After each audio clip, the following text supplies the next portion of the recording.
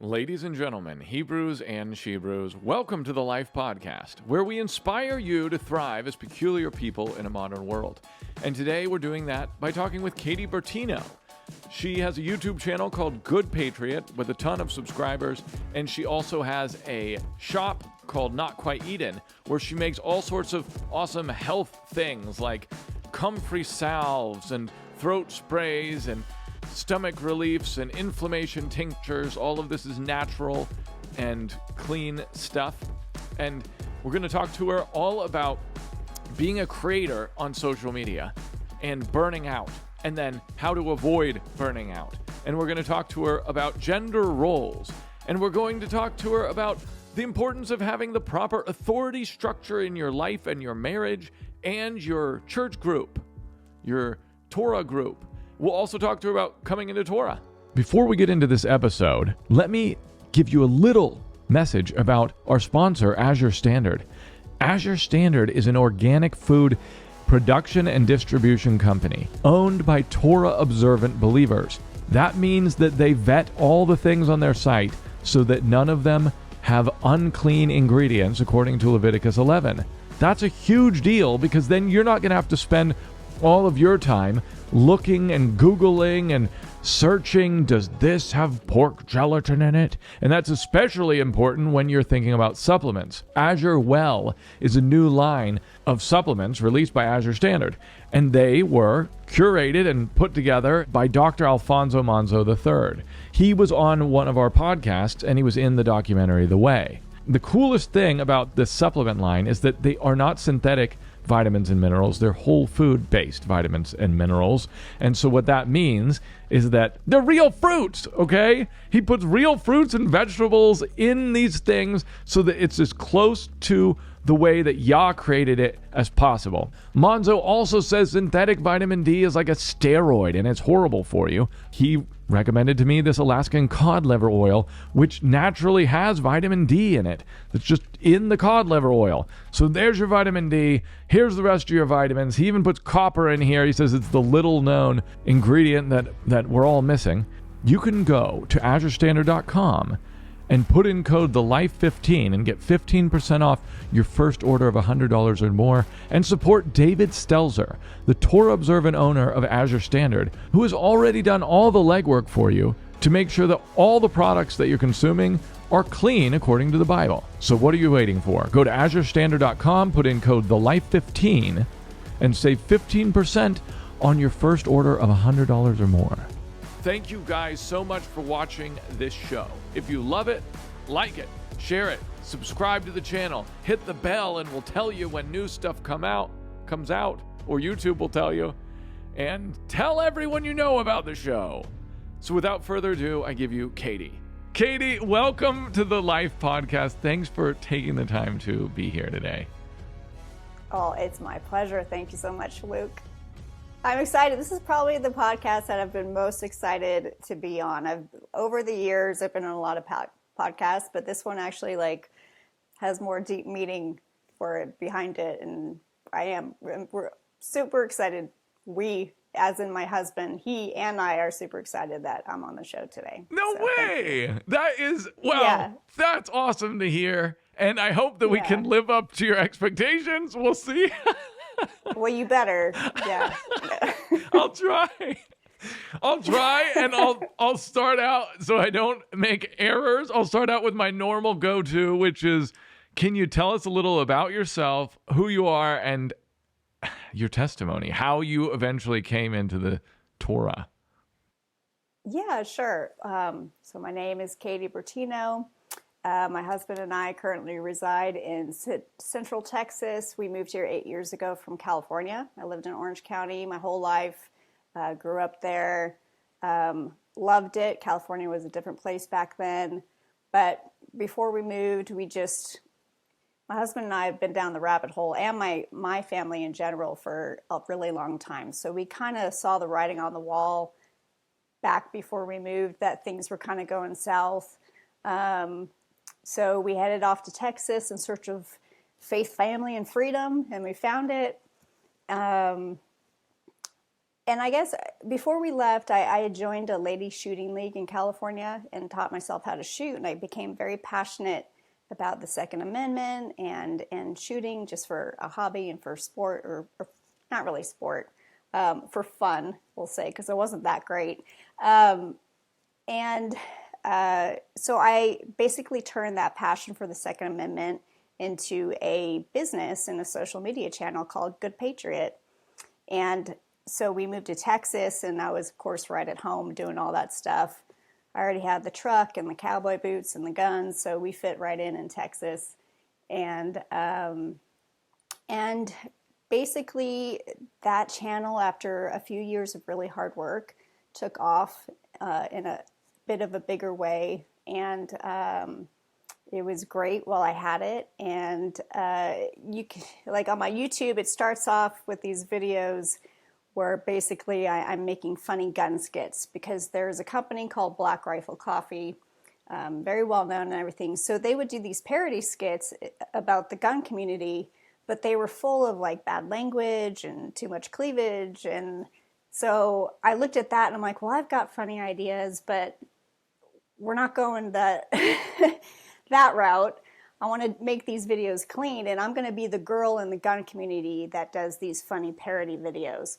So that's what I did, and they were a big hit, and the following grew, and I did very serious videos about protecting gun rights and everything, and I was like always fighting for freedom, and I would like sit in front of the camera, and like some politician would be threatening to take away high capacity magazines, and I would sit there with my gun, with like a big magazine. I'd load my gun, and I didn't say like come and take it, but I was basically like encouraging this gun community to fight back and like don't let them take your guns, and stand up and be a warrior and blah blah blah. And eventually there's this big business and YouTube channel called Warrior Poet Society, and basically what it is it's designed for men, to just encourage them and make them into warriors. And the head of it, John Lovell, is a believer. He's a great guy, but it's all like basically fighting this and fighting that. And they put my content on their network, which was great. I was the only female there. And I felt like that was a huge honor, that God brought that opportunity to me. So basically, long story short, a couple of years into this whole thing, I just started burning out. And but before I get to that, once 2020 hit, my husband and I immediately knew what was going on, because we already didn't really trust the authorities and the powers that be. And we knew a lot about preparedness living in California, because there was always the threat of like the big earthquake that was going to send us into the ocean. So we always had like bags in our cars and food and water storage at home and all that. So I basically was teaching a lot about preparedness. So I got really into that, and that was very popular during those years. And then slowly but surely, Yah was just leading me into more of a faith-based content model, I guess you could say. And at the same time, I was like totally burning out. So it was this beautiful, horrible, refining, but changing publicly online. But God was just burning off all this stuff out of my life. And so basically today, I mainly talk about homesteading, but faith, and just I'm dropping all these seeds about Torah now to my audience and people in my personal life.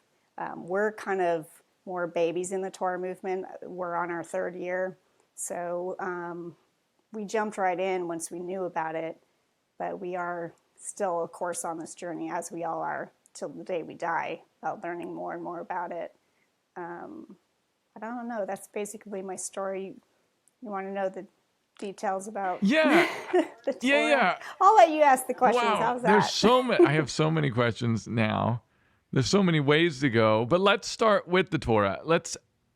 How did you even hear about the idea that, the commands in the Old Testament are still relevant to our modern lives? Well, there were like little seeds in me already. I say like 15 years ago, like right after my husband and I were married, I was big into like Chuck Missler. Like we loved studying eschatology and all the end time stuff. At the time, we were pre-trib dispensationalists because that's all we had ever been taught. We didn't know anything else. And but there was like one question I had. I was like, that question of, okay, 10 Commandments, what about the Sabbath? Like, I don't understand why nobody's doing the Sabbath. So I watched this Chuck Missler video that was like 2 hours long. I can't even remember what he said, but all I remember was at the end of it, I felt like he never gave an answer. And so I was really busy with the healthy food business at the time. And so I kind of like put it to the side and, always wondered about it. We had even gone to like, a lot of Christians know about Rick Warren and Saddleback in California. We had actually attended his church for many years, and I distinctly remember him doing a teaching on the Sabbath. But basically the teaching was the Sabbath is a day off. It's a day of rest for you. It was made for you. You can do whatever you want, and you can pick whatever day you want, whatever's most convenient. And Rick was teaching, and I remember him saying, well, I teach on Saturday and Sunday, so my Sabbath is on Monday. And you can do the same thing. You just pick what day works for you, and you just want to make sure that you rest because it's healthy for your body. It's good for you. God says you should do it. So that's basically what I had in my mind. So as I said, I was really busy with this healthy food business. And so like I was trying to do a Sabbath, but I do it on Wednesday. And to me, it was like, you just try not to work. Try not to think about work, but if I needed to do something, I was going to do it. I definitely had no concept that it was a day holy to the Lord, that it was His day, what the actual rules for it were. And so fast forward, and that's kind of in the back of my mind, but nothing I'm like dogmatic about. And then 2020 hits, everything shuts down. Long story short, we find this group of like-minded friends and we start a Bible study because all our churches had shut down. Everyone was very upset about it because we were all warriors, So we formed this Bible study and we're like, well, what should we study? Well, let's do Acts because it'll kind of guide us in what to do with this new home church group and all that good stuff. So we get to Acts 10, and the afternoon before we met that evening for the study, I kind of pre-read over the text, and I'm sitting there like, okay, Peter has this vision. It says right here that he was greatly perplexed about to what the vision meant. And then like at the end of that chapter, the next chapter, it says, now he knows what the vision means. It was like, don't call any man unclean. And I'm like, this isn't even about food. I guess these things were starting to come to me because I really wasn't in the Word consistently. And when I was, it felt more of like a homework assignment. I wasn't really excited about it. I was just doing it. It was like going to the gym. I knew I had to do it. I should do it. But it wasn't a joy to me. I just had a different attitude about it. But at this time, I really started reading a lot more consistently. And it was just kind of like one by one, these things started popping out to me where it was like what we were being told in church or, YouTube sermons online and everything was just not matching up with the lifestyle that I was reading about, even if it was just, and I was mainly reading the New Testament. So I go to the group that night, and there's probably 20 people in the room, and I bring this up at the end. I'm like, well, go to this verse and let's read it. And I'm like, it just doesn't sound like this is about food. I don't think this is about food at all. And everyone in the room, including my husband, was like, no, I'm not giving up my bacon. They were lightheartedly not upset, but just like, don't even go there, Katie. That's not what it says. This is when God gave us permission to eat whatever we want, and that's it. But but I knew that wasn't right, because to me it was very plain in the text. So again, that was like another big seed planted. So fast forward a couple of years, and I'm on Instagram, social media, the tool that is wonderful and horrible at the same time, depending on how it's used. So there was our buddy named Max. I don't know how Max and I followed each other. I think it was from the gun days. We didn't know each other at all, but Max was reposting this guy's posts, and he was kind of ranting on kind of Western Christianity, just the disconnect between take up your cross and follow me and like more of a prosperity gospel type thing. And we were never prosperity gospel at all, but these were things that were kind of welling up in my heart. And my husband had the same thoughts of like, why are we consistently being taught about blessings and like, and love and this and all these wonderful, easy things when it's like throughout the entire New Testament, it's like Jesus talks nothing about like you're going to suffer. Don't think that you're, the master, the student of the master is no better than the master. If they kill the master or, persecuted me, they're going to do the same to you. And this is a narrow path, and few find it. And the life of faith is difficult. But we weren't hearing that. And I was getting really frustrated because I had my own inner things going on, and we looked around at the world and what was going on, and it just seemed like I just knew that the bar of American Christianity was like way down here, and it needed to be raised. But I couldn't find any sources of teaching on this. I know they were out there, but just in my network and I guess who I was listening to online or whatnot. So this guy, Rick, on Instagram, he has a ministry called The Engrafted Word, and he was speaking about all these things. Like, you need to die to yourself. You need to, seek first the kingdom and what that looks like. He was also Torah Observant.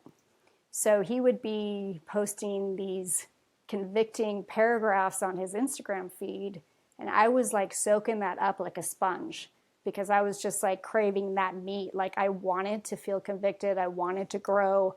I wanted what I was reading to reconcile with how I was living. And so basically I think over time of me just following him, and he would say things about the feast. He would say things about Torah or Sabbath and Torah in general. Just like week by week, I was like, yeah, that makes sense. And I'd read the word and I'm like, there it is. And I'd be telling my husband these things like, you got to read this and look what he says. And so what was funny is like, I still kind of wasn't getting the whole Sabbath thing fully. And so at the time we were going to a little small town church in our town, and on Sunday morning, of course. And so I told my husband, I'm like, I'm really convicted about Sabbath. We should keep the Sabbath. So we started keeping it on Sunday because that's when we went to church.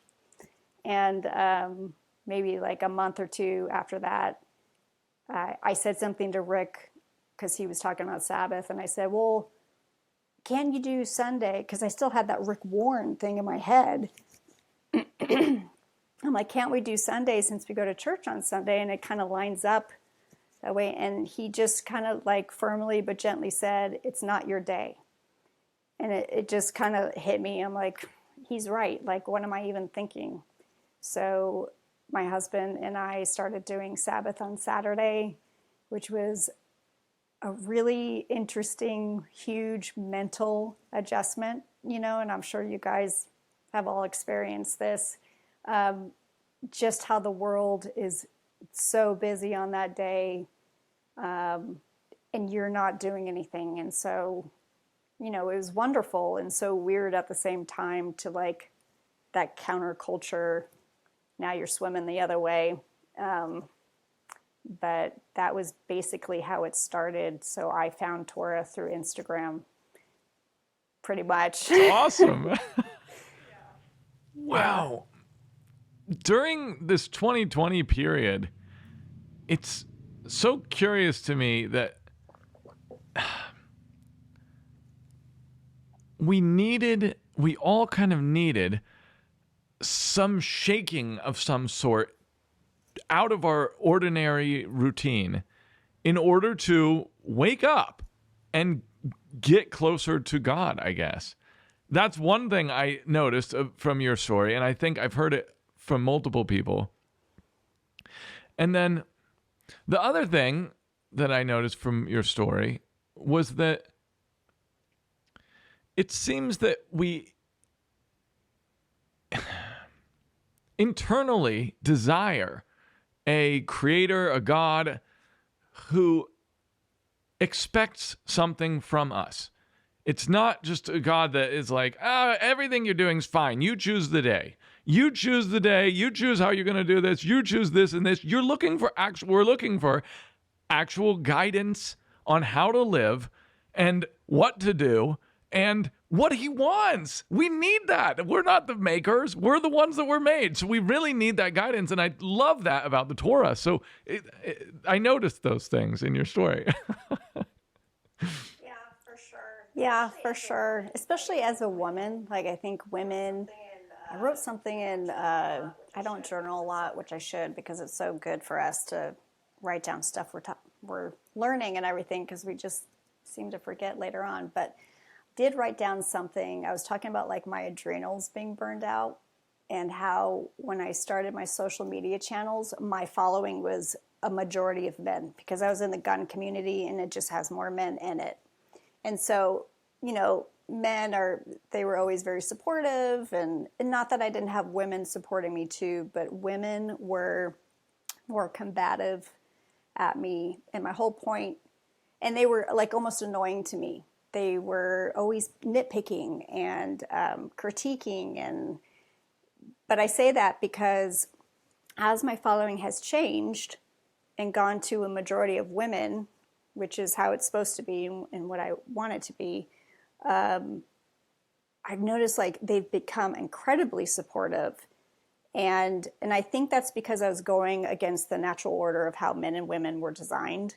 I was taking very authoritarian leadership roles that were designed for men. And I think instinctually, the way we're built, women, I say that because when you say like we're like inherently wanting God to lead us and tell us what to do and everything, it's like women are inherently wanting to be led, especially. And we have, the war of the spirit and the flesh, from Genesis 3, it's like that curse of we will, constantly desire that leadership role. But I just noticed like every time I post something, like a dozen women will be like, where'd you get that? And how do you do that? Will you teach us how to do this? Like, they want to be told what to do. They want to be led. And anyway, I've just gone, my whole attitude, of course, has changed about my female following. Like, now I just love them. They're so supportive. I found many of my Torah friends online. There's a group of maybe 5 women who I constantly email with or talk on the phone with, and thank goodness, because we're in a little bit of a Torah desert here. But yeah, like you said, I mean, when men and women want to be led by God inherently, just like kids want to be they actually want boundaries from their parents. They don't act like it, but it's like we're built for that. We're built to have that authority over us, and thank God that Yah is, and by the way, I say God and Jesus still. I also say Yah and Yeshua and all that. But, me too. Because I'm mainly around Western Christians who that is their language. And so I that's what I usually say online and everything, so people can relate and they're not they don't write me off as a Rastafarian. They just don't understand it sometimes. Katie always is like, "Why? I can't get used to you saying Yah," because she feels like I'm Bob Marley, Yeah. So but anyway, yeah. Yeah, man. So yes. Oh, go ahead. Were you gonna say something else? No, man. Go ahead. I don't know what that accent was. That was the Bob Marley. Okay, so yeah, it started off as Bob Marley. I think it went Chinese after that. I don't know. Okay. By the way, okay, wait. Before we go on, I do have to say, what my husband and I love most about your podcast is how you crack up all the time. We were watching you being interviewed. We watch Doug Hamp's channel sometimes when you were on with like Scott and the guys. They're just a bunch of characters. But we were cracking up because you guys were just talking, you were just cracking up. And I was having a really bad week. And I told my husband, I'm like, Luke is so like lighthearted and joyful. I'm like, I need that. Like, I want to be lighthearted. And I think I typed a question into the chat. It was too late. We're like, Luke, how are you so joyful? You know, like I know we're always supposed to give an account for the joy that we have. That's the obvious one. But anyway, I just had to tell you that for my hubby and me, because you start laughing and we're laying on our couches like cracking up because you're cracking up, and it's contagious, and that's a good thing. That's great. So thanks for laughing all the time. Thank you. I don't know why, honestly, other than the hope that is in me. I don't know why. My mom is kind of very just laughy too. So I guess that's my way. Yeah, that was a fun interview with Doug and all those guys. They're great. They're great. And we didn't quite agree about everything. And so, but that is how I disagree usually, as I'm hopefully laughing about it. Yeah, I know. If only we could all do that all the time. You know? I wish I could do it all the time too. Sometimes when it gets more like serious, then I'm not as laughy. But no. Yeah. Well, I really want to ask about the burnout, and you mentioned adrenal burnout and all that.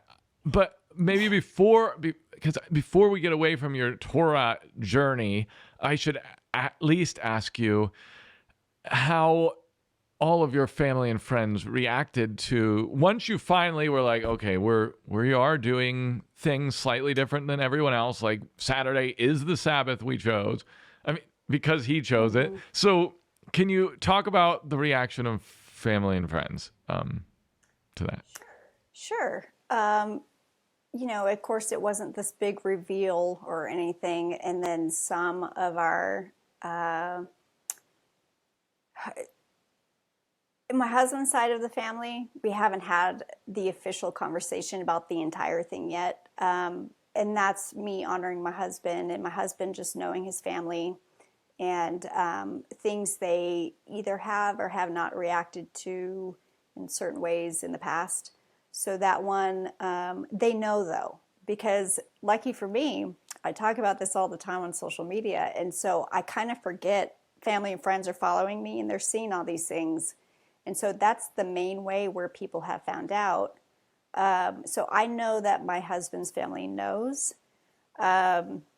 We went back around Christmas 2 years ago. They're huge Christmas people. To honor my husband and his mom and everything, we found it best to not overtly say, like, we do not celebrate Christmas at all anymore. But they know that now. We did talk to them, not this past Easter, but the Easter before. And I just remember we weren't sure what they knew at that point. And I always, for some reason, whenever we talk to them and we're saying happy birthday or, whatever holiday it is, I say, oh, what are you guys eating? Because I love food, and I'm just curious, like, what people pick to eat on their birthday, because it's like you can have anything you want. Like, what's your choice? What do you pick? So anyway, Easter comes around, and I'm like, so what are you guys having for dinner? And so there were several of them on the phone, and they said, we had ham. And they start cracking up. And there was no reason for them to be laughing other than they know, because I had just posted something. I had this long thread post, and I even had like I have a good size email following too, and I sent out an email newsletter about rethinking the Easter ham. And basically that was kind of like a testimonial about how I came to Torah, and I was questioning all these things about holidays and food laws and stuff like that. And so basically I knew at that point that they knew, but I don't think they want to talk about it. So anyway, that's all I'll say about that side. But they're not against it. They're Catholic, and it's kind of like, we do our thing, you guys do whatever you want, but don't force your thing on us. And then my family is supportive, but not there's all different levels of faith there. I think my mom is supportive and she is agreeable when I talk to her about it, but she's not like in the Word all the time, so she doesn't really know what she doesn't know. And she goes to a typical Western church with a good pastor and everything, but he's not for these things. And I think he even gave a sermon about the Sabbath. And I don't know. I'm working on her slowly. And then friends-wise, it's been all across the board. Well, just even like a political change in us, kind of like walking away from this raw fighting for freedom movement. That has distanced us from some people, but now that we're also Torah Observant, I think it's just something that they don't really understand. Like, some are supportive. I've had friends that are like totally on board, but they're just not ready to commit to actually living it out yet for many different reasons. In my experience, women tend to take to it quicker than men, but because their husbands aren't on board and they want their husbands to lead, they're kind of taken. Their desire is to honor the Sabbath and the holidays and everything, but it's like they're like waiting for their husbands to come alongside them. And how they handle that is between them and their husbands and God, and I'm just there to be encouraging. And then we have friends that are trying to save us from ourselves, which is, I don't know. We have our heretic patch. I guess you could say we've been called heretics, and that's okay. And I know that God can give us new friends, and He already has. And I don't know. We don't get really upset when stuff like that happens, because I think it just reveals the depth of the friendship in the first place. And so if somebody's gonna kind of like oust you for being different, even though you can explain to them a million times, like, we believe we're saved by grace through faith, like, we're not trying to earn our way into heaven. We're not saying we're better than you. It's like, no matter what you say, how you say it, or what scripture you present, some people are just not there to receive it yet. So, we've learned that only the Holy Spirit can really bring someone into this and give them the understanding if they're ready to receive it. And a lot of people don't want their menus and their holidays to change, and so they don't want to know. So they've kind of done this again, which is fine. But I don't know. I'm sure you and everyone else listening has experienced this in a way where it's just, you just learn so much. Like, you can't control people. You can't convince them, no matter what you say, if they just don't want to know. No, but it's a spirit thing. It's definitely a spirit thing. And the Spirit wakes up people when He wants to, it seems. It was like that with Katie, with my wife. No matter what I said, it wasn't going to change her mind. It was the Spirit that woke her up eventually. Yeah. And it is lonely at times, for sure. I think I'm coming out of that a little now, but, because I'm a woman, I mean, I've had many tearful little episodes of just like telling my husband, I feel so lonely. Like, I don't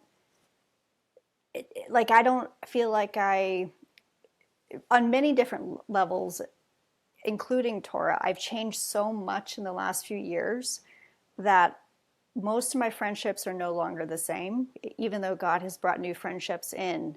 Like I said, like, a lot of them are online, and they're people that don't live here. And so a lot of times, I mean, it's lonely when you're doing the feasts and there's nobody around that is doing them with you. Or if they are, it's like you're happy they're there, but you're kind of leading the way. And it would be so nice to have a community, which I believe that God will have us actually either start a Saturday fellowship, or like, because we know there's people around here. There has to be more Torah people. We just don't know about them. So I need to maybe speak out more on my personal Facebook page about it, and maybe people will come out of the woodwork, like even people who have been questioning. I don't know, we need to put in more of an effort to find the people around us so we can build that community. Because, I mean, it's always better in person to connect with people. True. The digital thing goes so far and is great, but in person is the best way. And then you just keep becoming closer and closer friends, and that's nice. So you had like a big life change, seemingly like starting around 2020 and then on. And so it seems like the Torah was a big part of it. But then what else changed? Like, I mean, your values probably are very similar to what they were before, where you value, God and country and freedom and all this, like many of us do. So what has changed in your value structure, I guess, in that regard? Because you talked about kind of moving away from making that your sole focus on YouTube, at least. Do you want to talk about that at all? The shift from God, country, guns to, I guess, what you're doing now. Yeah. I still love guns.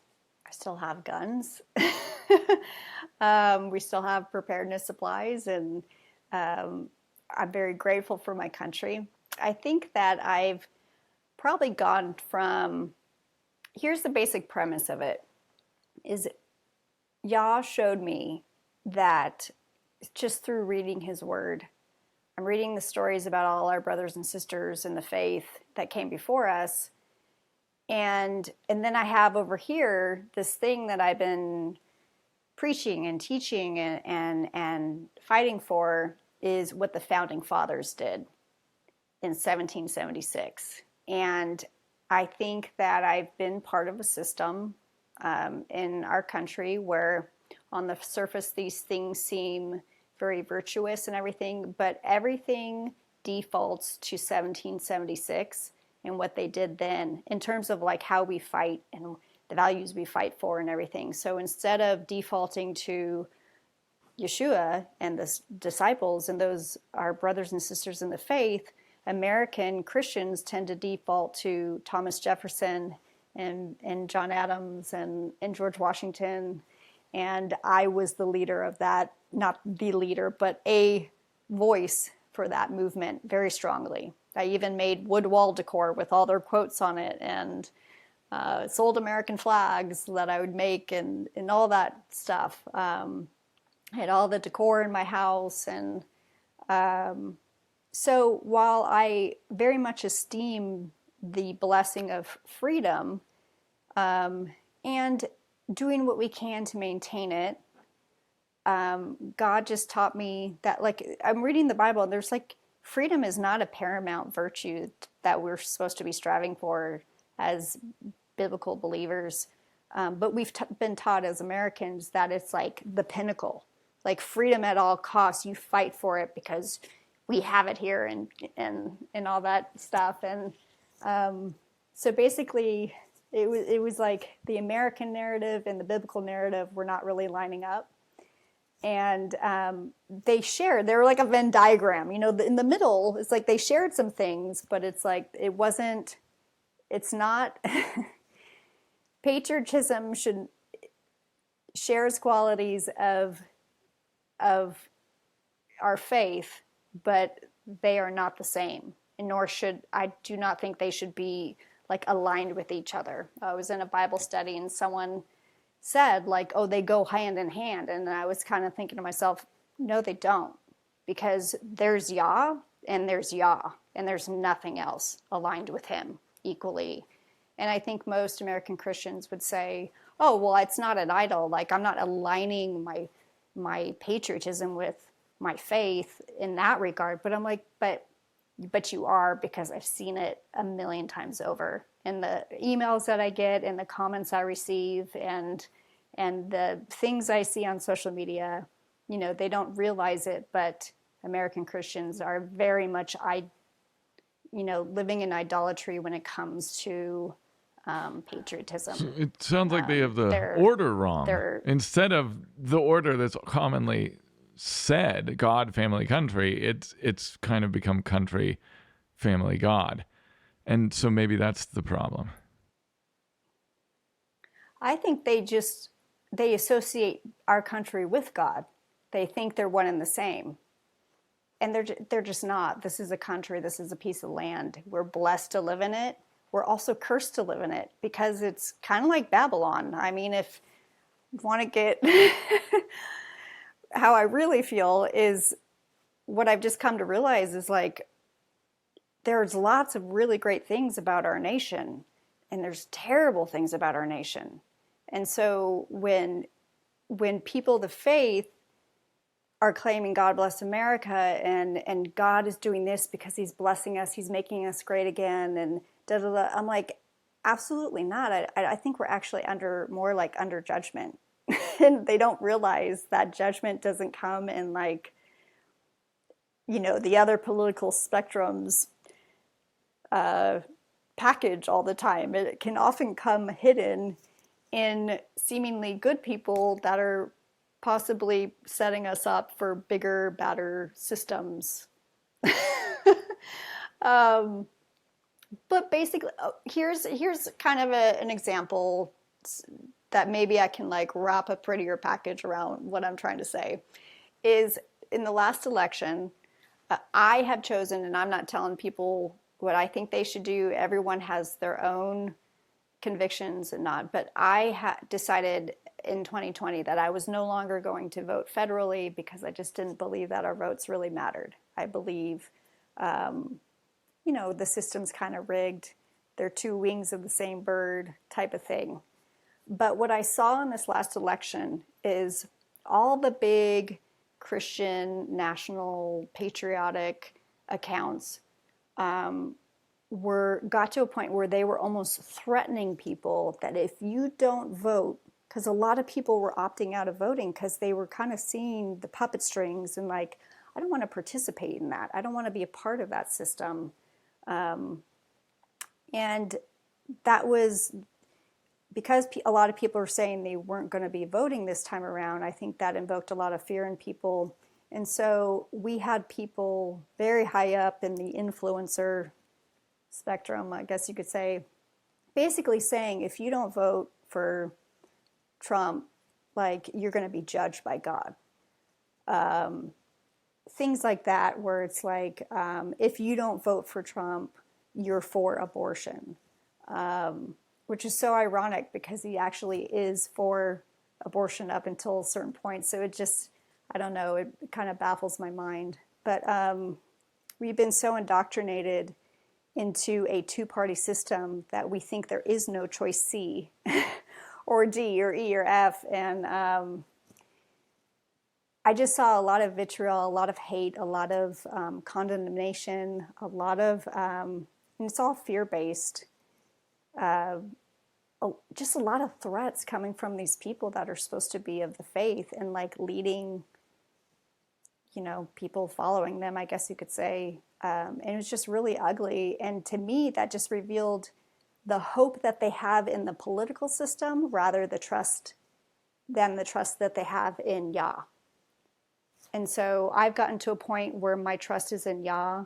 A couple of years ago, I had this like insatiable appetite to read through Kings and Chronicles and Samuel and Judges. Like I just wanted to know what every leader of Israel did or did not do and why they failed and why they succeeded. And of course we know it was like, did they follow Torah or did they not? I mean, that's what it basically came down to. But all in all, like God was sovereign over everything, like every war that happened, every battle, and he laid it out in his word over and over again. It's like, if you follow me, if you follow my ways, I will bless you. If you do not follow my ways, you will be cursed. Like these are the bad things that are going to happen if you don't do that. But if you do, and if you come back to me, I'll do all this. And like, it's so simple.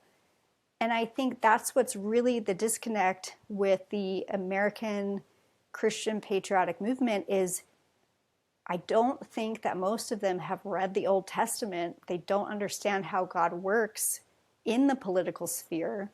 And I'm not saying that everyone should completely get out of it because we don't want to do that. But it's like, I'm just saying our hope and our trust shouldn't be in it. And And I think when it gets to a certain level, there's really no control there. Because I mean, at least I saw in 2020, I won't speak for anyone. What I saw in 2020 is that leaders don't necessarily get elected, they get selected. So that's basically where I've come from, is like, go out and vote, fight for freedom at all costs, and blah, blah, blah, to I don't want to be a part of that system anymore. I'm going to trust Yah for his blessings or his judgment. And as an individual and in my household with me, my husband, we're going to choose to follow his ways and basically submit to whatever that is going to bring about in our household and also for our nation. But like, if God wants to judge America, then I understand why he would do that. We'll be clean before him as much as we can, under the grace of Yeshua. But like, I don't know. What do you think, Luke? I think your perspective change is very nuanced, and I think it's good that you took the time to walk us through it, because it's not as if you are against a lot of your previous values, but it seems to me that you've just moved around the order of things a little bit by putting Yah first and his Torah, and also who's in control. It seems like you recognizing more who's actually in control, which is him. That's cool. That's good. I think it's good. That's good. Like, hey, we're all different. Like, we're all called. We all have certain passions. We all have different convictions. We're all under the same Torah that we need to be carried out. But like how all the other, here's Torah, and then here's all the other stuffs, the activities, the passions, the interests, our personalities and everything. Like, and Jan designed us all to be different for a purpose, because I'm going to be able to reach someone over here that you would not be able to reach, because we're just different. So that is my conviction, and I just find it so funny in how he works, because it's like I went from good patriot, that's what I was known for, to like being completely basically out of the system. Like I will, if someone wants to have a conversation about politics with me, I will, but I certainly don't. I'm not excited about it. I'd rather it be kept a little bit short unless they want to talk about this dynamic of it. There was a couple we went out to dinner with maybe like 7 years ago. And I remember at the time it was like Trump just got it. It was like 2017 or 18 or something. And me, my husband, and this guy's wife, we're all sitting around the table eating, and we're talking about Trump and politics and blah. And like her husband was like just dead silent, just not part of the conversation at all. And I'm sitting there like, what is this? What is going on? Like, what's this problem? And his wife says, oh, he's just not into politics. He just wants to talk about Jesus all the time. And in my head, I'm like, oh, yeah, okay. And then like we get in the car and I'm like, what a sourpuss. Like, what is his problem? Like, he can't just converse with some adults about politics. Like, what a baby, and da-da-da. And like, so long story short, I have become him. Like, I'm not going to be I'll bump on the log about it. I'd rather people talk to me about it than not. Like, I don't want them thinking I have that attitude, even though I just said I did. But like, I am willing to talk about it. But so anyway, fast forward, and I saw that couple at a funeral a couple months ago, and I actually got to tell him that story, and I was just totally upfront with him. I'm like, I was so annoyed with you, like that you just wanted to talk about Jesus all the time, and like that's all you wanted to talk about. But I'm like, I totally get it now. Like, I'm kind of like a one-trick pony now. It's like, can we talk about Yah? Can we talk about Jesus? Can we talk about God stuff? Of course, there's other stuff to talk about. But really, like, I don't know, especially after coming to Torah, it's like I started a women's Bible study. That's a whole nother story. And it's like, it's my favorite part of the week, because it's like I get to sit down with like 10 women and just do nothing but talk about them, which is just, I love it, Wow, that's so great. That Was this growing interest in the word and in the word tied at all to you recovering from your burnout? And can you talk to us about the burnout and how that built up, I suppose, and what that feels like and what happened? Well, it feels pretty crappy. No. God, I think that I physically was burning out because I wasn't living with my priorities in line. I was putting fighting above faith, perhaps because I wasn't truly trusting Yah, and I'm still growing in that. Like I think a lot of people don't realize they don't trust Him. We just did a study on Psalm 23 in my Bible study. You know, the Lord is my shepherd, and we were talking about how like that is a huge statement. You don't just say the Lord is my shepherd because that means He's your authority. You fully trust Him to provide. Like you're following Him. You're not walking off on your own and all that. But anyway, the burnout was physical, and that I was going against like the natural order of authority. Not that I was rebelling against my husband, but I was like acting like a man, basically, in like online, like leading and teaching and rallying the troops. I was like giving like Braveheart speeches. My icon for Good Patriot is literally me with Braveheart makeup on. I was always fighting. And like one day I looked at my laptop and I looked at all the stickers on my laptop, and like every single one of them was about fighting or like weapons and all that. Which again, it's like fighting for the right things is okay, but like especially as women, we have to watch how we're doing that and what we're actually built for, and also make sure we're not usurping the role of men. So I was doing like all of that. And I also, having bigger accounts is also a big responsibility because you have a lot of people sharing personal things with you because they feel like they know you. You have a lot of criticisms, which Yah trained me to navigate the criticisms pretty early to where they didn't bother me. But I think it does add up, especially when you change. You go from preaching one message to the opposite, you're going to get a lot of pushback. But so yes, my adrenals were burned out. I've lost half my hair.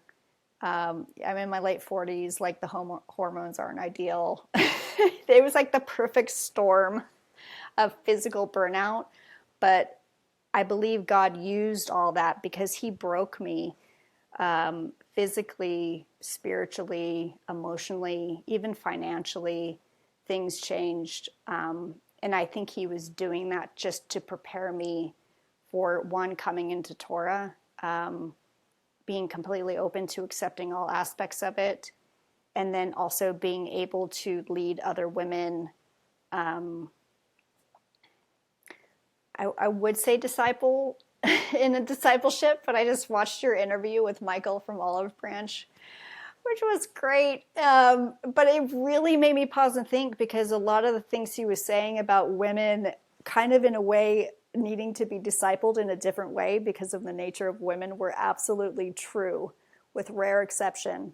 But I believe like this women's study that I'm leading is something that he's been preparing me to do for years, but he really had to break me. He had to take that like warrior out of me. He had to soften me. He had to make me more patient, kind and loving, and all the things that Paul and all the boys talk about.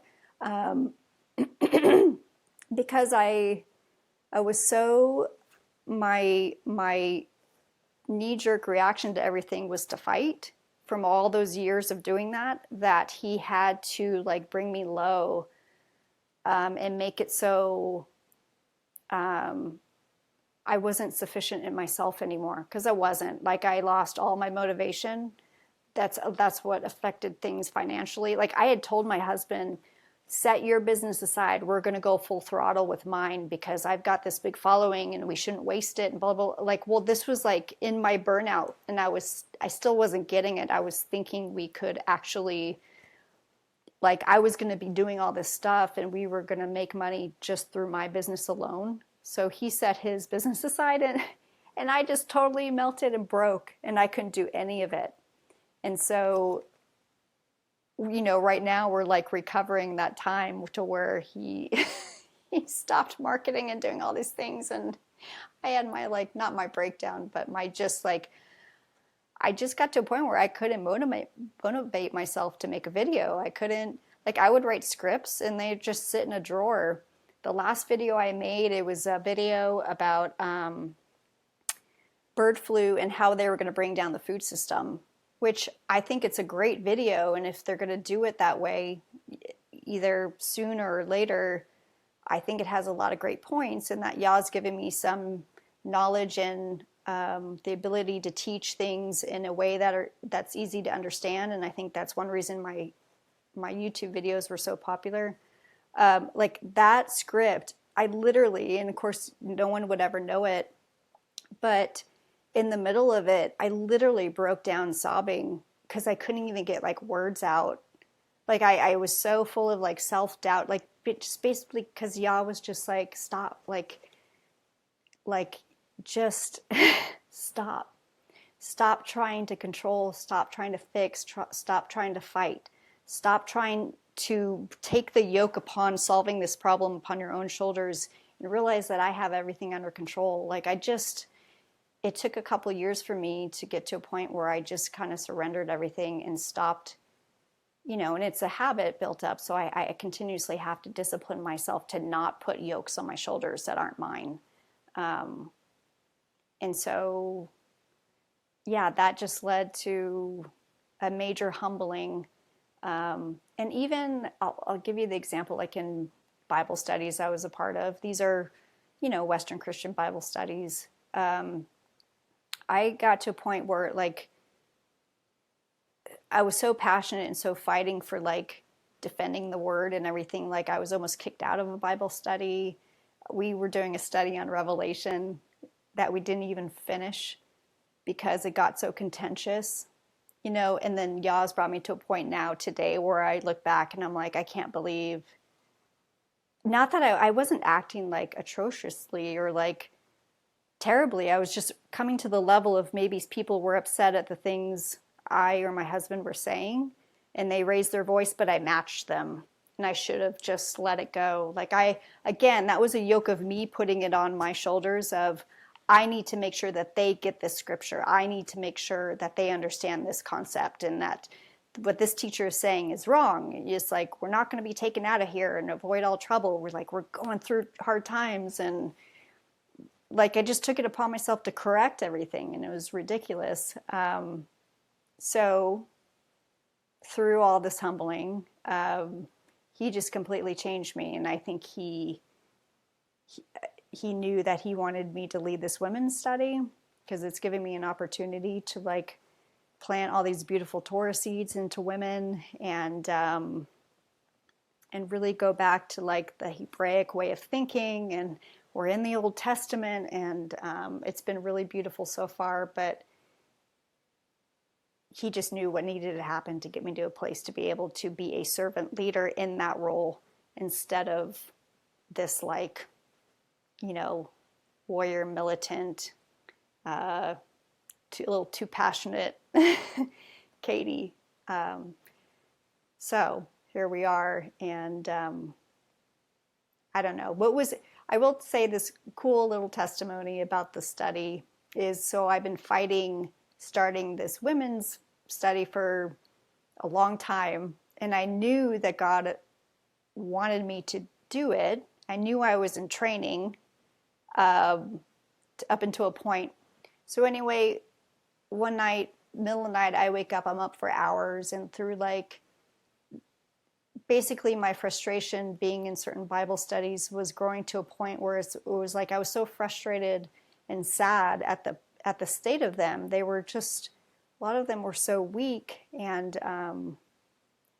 just all these like false doctrines were being taught, and like it just seemed like, I don't know, I won't pretend I know how people think, but they were so dumbed down to a point where I was like, how are we supposed to raise that bar of Western Christianity when like the churches around me and most of the Bible studies are just like, they're so dumbed down. Like there's no challenge or conviction or like, so basically I got to a point, I'm in tears one night for hours, just praying, pouring my heart out to the Lord regarding my frustration in all these Bible studies. And I finally surrendered and I said, okay, yeah, like if you want me to start this women's study, because I just knew what it was going to take. It was going to take a tremendous amount of time and effort to do it. I said, finally, I just surrendered and said, I'll do whatever you want. Like I'll do a study, whatever it looks like, whatever you want me to do, I'll do it. And so the next day I met a friend for coffee, and just like he works, at the end of our conversation, she's like, hey, I have to talk to you about something. She said, there's lots of women that are really hungry. And she's like, I think you should lead a women's Bible study. Like you need to lead it. Like God has made you have a certain personality. You have leadership skills, and I know you'd be great at it. Like, would you lead us in a study? Like literally the next day after I surrendered. So it was just neat because I was like, yes, okay, I just had this talk, with y'all last night, and I finally surrendered, and here you are, like, confirming that it was the right decision, and so here we are. So I don't know if he brought me through all that burnout and everything just to have this little group of women, which if it is, it's great, and I don't know what else he's going to do, but I just like that he's loved me enough to humble me, and he loves all of us enough to do that. If we'll just yield to his refining fire, it's not fun, but it's just so worth it. So that's the story of my burnout. Wow, it's great. And it's also great when we see him move in our life like that, where you prayed, you gave up, and then the next day she came to you and said that. That is so cool because it means that there's real communication going on here. He's not a God who stands back and doesn't interact with us in any way. And those breadcrumbs of our, like, being able to witness the communication that we have with him, to me, is one of the coolest parts of I guess life. And okay, one other question on the health aspect of the burnout. Can you walk us through that? Like, you talk about your adrenals getting drained. What does this mean? How does this affect you? And how did you learn about it? And what steps are you taking to change that, I guess? Well, it means it means that you're fried. No, basically, adrenal burnout is like you're living on adrenaline and cortisol instead of your healthy hormones. And again, with my age and everything, it's like that's not a good time to be adrenal burnout. So basically, I just like every day you kind of wake up and you don't know what you're going to get. I don't know if I'm going to feel like myself and be happy and productive, or I don't know if I'm going to like feel depressed or down or low or like brain foggy or so quick background is when I was about 10 years old, my mom had a friend who introduced her to natural medicine. And I remember around that time, I was like begging my mom, like, please, Mom, don't take us to the doctor. I don't want to get a shot. Like, because we were kids, and it's like, you go to the pediatrician every year, or maybe we'd go like every 2 or 3 years. And I didn't want to get a vaccine because it hurt. I didn't even know about vaccines back then or anything. So I remember like begging my mom, like, please don't take us to the doctor. But so she kind of delayed, and then she meets this friend, and her mom she introduced my mom to like homeopathic medicine and herbal medicine.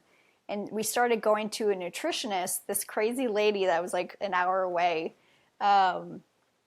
and she was like full on conspiracy theorist. Like, I don't know if you've heard about HARP. Like, HARP is a real thing. It's like kind of controls the weather with the chemtrails and stuff. We don't have to go there. But I knew about HARP when I was like 12. Like, we just were introduced through this nutritionist about all these crazy ideas. And we went full on natural. Like, we would get sick and we would like be taking all these herbal medicines. And so it was such a blessing because we kind of got away from that Western medical system. And of course, you know, if something was super serious, we would go to the doctor. Excuse me.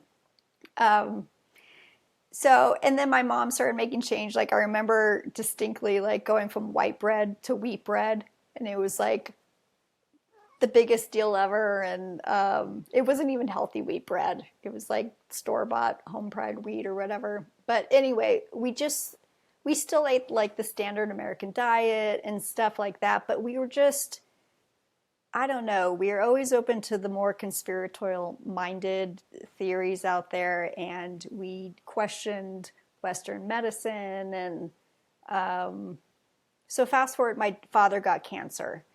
And at the time, this was about over 20 years ago when he was first diagnosed. And it just seemed like everyone was getting cancer. And so that was my real deep dive into like alternative things, where it's like the seed was planted in my youth, but like I really, really started researching what was going on with our food system and the pharmaceutical system. And because my dad was now sick, and lots of people I knew were sick, and I was getting angry about it. Again, I was putting on that yoke probably of trying to control and fix and heal and all that good stuff, but or bad stuff. So I got really into healthier eating, kind of, you know, away from, not that I was taking any pharmaceutical medicine, but just kind of like staying away from that at, you know, by all means possible. And basically, you know, it's like when we get sick, we take vitamin D3 with K2 or K7, or we up the vitamin C, we get sunshine, we sleep, we lower our stress, we stay away from sugar or grains or inflammatory foods. And to answer your question about the adrenals, you really just have to prioritize de-stressing and sleep, because that is where your body heals. You, as a woman, I have to feed myself. I can't let my blood sugar get super low. That's like one of the reasons I lost half my hair, was because I was doing intermittent fasting the wrong way. Women have to be very careful about not doing what like a 25-year-old male does when you're a 45-year-old woman. We have very different systems, obviously. And my body, I didn't realize it, but every time you let your blood sugar get real low, it's stress. It's as if you're doing something bad and stressful. But so I was thinking, well, this is healthy for me because I'm fasting longer and I'm, you know, keeping weight down and everything. But really, I was just like totally battering my adrenals by doing that, because my adrenals don't know what's going on. All they think is we're starving.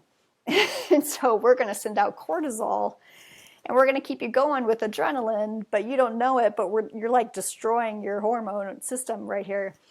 So basically, to correct that, and it can take a long time, and life hasn't been a smooth, like easy path over the last 5 years. So it's taking me a longer time to heal. I am healing though. I'm sleeping much better and everything, but you just, you know, supplements help, some adaptogenic herbs, and, you know, we now sell herbal medicine because I changed Good Patriot to a whole nother business. I take that stuff too. And, but basically just chilling out, like, especially as women, like we're so hormone sensitive, we have to stop taking on so much in life. And I think I didn't mention this, but like women influencers, I've watched so many over the years slowly break down. And I can see it coming because they'll make a post, and I did this myself. They'll make a post saying, I need to take a break. I'm going to be gone for 2 weeks. Like, I just need to spend some time with my family and everything. Or like they'll be tearing up about something, like crying, or like, oh, I just want to be in my garden and teaching my kids and homeschooling my kids. Like, they'll have like a little mini breakdown, and then you can see it. Like a month or two later, they have to take another break and another break. And again, I was doing all of this. And like a year later, they're done.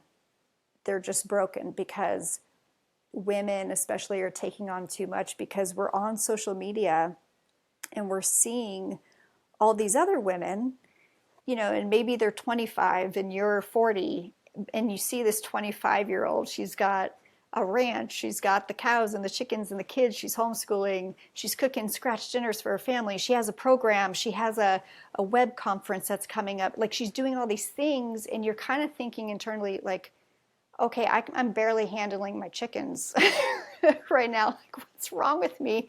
But it's like, but she's not really handling that either. She's just younger, and it's eventually going to catch up with her. But inherently, I think that social media is a huge driver to women thinking that they need to do all these things. I got to do the sourdough. I got to, where it's like, you just do like what keeps you and your family healthy. It's like, yeah, husband, kids, family, like, and you got to take that time, like those little breaks, to like really sit down and think about what you're thinking about and think about what you're doing. Is your schedule packed? Like, if something comes up and kind of like throws off your schedule, like some sort of little emergency or a friend needs help or something, like, are you super stressed about it? Or do you have margin in your day where you can handle that? And if there is no margin in your days, that's an issue, and that's not going to last. That's going to lead to a path of adrenal burnout, or just burnout in general, or problems in your marriage because you're not handling the stress and you're taking it out on your husband, or being short with him, or resentful, or whatever. I don't know. I guess I'm speaking to all the younger women out there. Like, take it from your older sister. It's like, don't take on the yokes and the burdens that you think you have to do. Like, just do what's in front of you and what's best for your family. And like, who cares about the sourdough, and who cares about all that fun looking from scratch stuff? It's like, it's all good stuff, but like, if it's stressing you out, then it's not worth it, because the most healthy sprouted organic sourdough isn't gonna keep you healthy if you're like blowing out your endocrine system.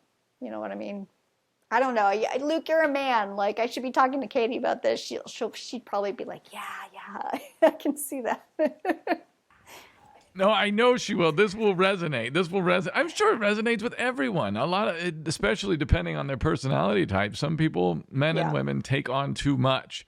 And then you think it's all fine because it feels fine. It sounds like there's a lot of elastic lag here where you don't realize it until months or years later. And then you're like, oh no, how do I put it all back together? So I guess my question would be then, how do you strike the balance? Now that you went so far, then you just stopped. You're like, all right, I have to stop. I have to like start to heal. Have you figured out yet how to strike the proper balance where, you can make some things from scratch and you can do some stuff, but you don't do everything? How do you say, is this all about saying no? I mean, is it learning how to say no? That's is that a huge part of it? I'll give you an example. Like, we live in a small town, not near a lot of healthy food. And so I go into Austin, once every 2 weeks to go to like Costco and Whole Foods. It's a choice that we have. So, because all the good farmers markets are on Saturday. Can't do that. So I'm walking down the aisles of Whole Foods, and I see crackers, and I'm like, I can make those. They're so overpriced. Like, I can make those. And I'm walking down the aisles and I see like, I don't know, frozen meatballs or something. And it's like, I know how to make meatballs. I'll make the meatballs. I'm not going to buy those, even though they're clean and organic and blah, blah, blah. But it's like, and then I get home and I have a sick chicken, or I have an emergency, or I have a lot to do, or I have all these things that I've been putting off forever. And it's like, I don't have time to make from scratch crackers. So it's kind of like you just have to get to know yourself. And it's like, spend the extra $2 and buy the crackers. Like, don't keep piling on because, you know, the internet world or your ideal self tells you, yes, you can make everything from scratch and it'll be so beautiful and you can film it all and put it on Instagram stories. Like, there's nothing wrong with that if you have the time, but like, life is busy. The society we live in is becoming, is not becoming, it is way too noisy. And that, I guess, you know what? That's the answer. Okay, that just came to my mind. I wrote a whole journal post about this. We are so saturated. My husband and I watched this documentary on fasting. Two young guys, they did like a 40-day fast or something. It was actually a pretty terrible documentary because they weren't like, they had no faith. There was like all this fasting and starvation, and it was like at the end of it, they were just miserable, and they had like no connection with Yah or anything. So anyway, but long story short, the whole premise of the fasting was we're always feeding ourselves. We're always snacking, and our body doesn't have time to go into the healing processes because it's giving so much energy to digestion. It's not giving energy to healing because we're always digesting because we're always eating. And so that's the beauty of fasting, not only spiritually, but on a physical level. The beauty of fasting is that giving your body a break, if you're hormonally healthy to do it. And if you take that aspect of giving the body a break so it can heal, and you apply it to other areas in your life, like mentally, we are so oversaturated with constant social media feeds, constant stimulation. We're on YouTube, we're just flipping back and forth, going through the live podcast menu. Oh, I want to watch this interview or this interview. We're just like we're following so many people. We're constantly inundated with stimulus. And so our minds are just like completely blown out. Like spiritually, sin is what crowds us spiritually. You know, we have to, you know, take time to confess and really search our hearts. Where are we not trusting God? Like, is there anything in our life, like hidden sins, hidden idols? But like going through every aspect of life and basically realizing how noisy it is and then turning down the volume, I guess is the best way I can describe it. That's the answer, is just slowing down and getting back to, like, I don't know about you guys, but ever since we started following Torah, I just feel called to live really simply, not pursuing the 10-acre ranch anymore. Like just I want to like sell a bunch of stuff and live light, and I don't want to be overscheduled. That goes back to you know, that saying no thing, where it's like, of course, it stinks to have to say no to somebody, but it's like you do have to set boundaries and protect you and your family and your health and your relationship with Yah. Like if you aren't able to read the Bible every day, you know, schedule-wise, that's an issue, because that's the living word. That's like the bread. It's the bread of life that we're feeding on. And I don't know, personally for me, like I've noticed, like if I don't read first thing in the morning, like your day will get filled up. Like it's just the nature of the world we live in. And I don't know. I think it's just slowing down and like really just, again, thinking about how you're living and thinking about what you're thinking about, and like just turning off the phone. Like don't fill your free time up with like defaulting to picking up your phone and flipping through Instagram, that kind of stuff, which we've heard a million times, but it's absolutely true. Like, I don't know, if you have to get off social media, like I even feel a call just to not really be on social media very often. But yeah. I think that's smart. I mean, yeah, as you said, this stuff is overstimulating. And that's one thing. One, we're overstimulating ourselves in so many weird ways. And then two, we think we need to do everything ourselves because it's healthy. And yes, it's true, it's healthy. Or maybe you can do it. Maybe you have the capacity. Oh, you can bake this. Or I can fix my car. But when you do everything yourself, you aren't able to focus on the things that actually matter. And so, I don't know, you only have so much time in your life. And yeah, you can't DIY everything. You can't bake everything. It only goes so far. So I'm feeling the same thing myself because I have the tendency, I built the tiny house we're in. We're about to build a different house. And I have a tendency to want to build everything myself and do absolutely everything myself. But it's no good. It's no good. So I'm with you. I know. And I want to know more about that tiny home. I'm like, did I read somewhere you guys live in a 400 square tiny home with your 3 kids? I mean, is that what you guys are doing right now? Yeah. Yes. Yeah. Yes. Okay. I definitely, if I start doing interviews, I'm interviewing you and Katie about that. It's been good. We have 3 kids right now. It's been okay. But we've designed and we are in the process of building like a normal size house. So eventually it won't last forever, but it's okay. Weirdly. Yeah, no, I love it. Like my ideal home has definitely shrunk, and it's like the smaller the better. I don't live in that home right now. We rent where we are. We've been here in the same house for 8 years. We've kind of made it our own and taken over the property with chicken stuff and garden stuff. But oh man, what was I going to talk about? Yeah, saying no and DIYing everything, absolutely. But what I wanted to say was a big thing for women is letting your husband lead your family and stepping off the pedestal of leadership. Because you said something, you said just because you can doesn't mean you should. And I made this video years ago. It was kind of like when Yah was like first starting to really change me.